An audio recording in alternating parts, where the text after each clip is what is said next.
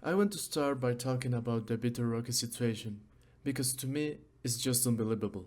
Barcelona tried to transfer Vitor Roque to Palmeiras for 25 million euros, keeping 20% of the player rights. On paper, this was a move that benefits the club, but what happened?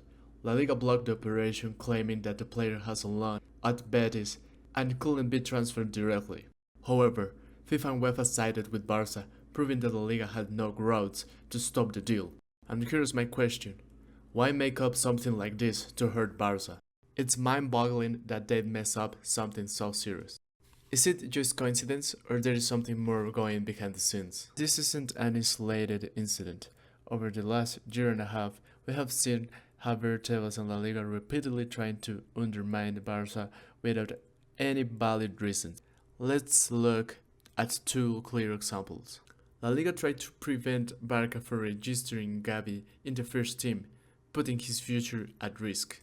Imagine that a young player, crucial for the club's future, and La Liga throwing up roadblocks. Thankfully, Barca managed to register him, but La Liga never apologized for the reputational and financial damage they could have caused. And just to add insult to injury, it was later proven that La Liga had no right to block it in the first place. Another similar case with Dani Olmo. La Liga attempted to block his registration, citing issues with financial fair play. Barça had to appeal to higher authorities, and once again, it was proven that La Liga was wrong. It's clear they were trying to hurt Barça by creating doubts and making the player think twice about joining the Barça, in my opinion. Doesn't it worry you that this keep happening?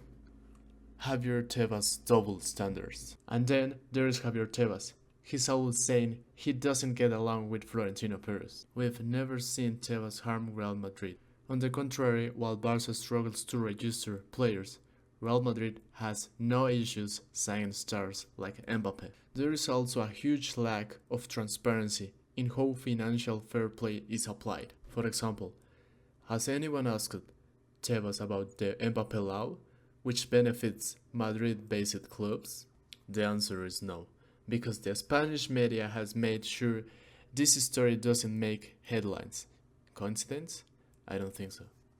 The role of the media.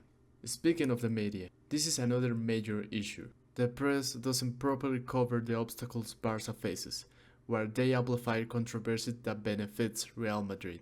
For example, why isn't there more talk about Real Madrid pressuring referees through their TV channel? Or how they took photos of a referee's house after he correctly sent off Bellingham for saying F off. Outlets like Marca, AS, or Sport doesn't question Tebas or La Liga. Instead, they seem complicit in pushing narratives that hurt Barca. This isn't journalism, it's manipulation. The normalization of obstacles against Barca. What's most concerning is that these obstacles against Barca have become normalized as if they have just part of a game. They have created specific rules, like the anti-labor rule, that directly harm the club.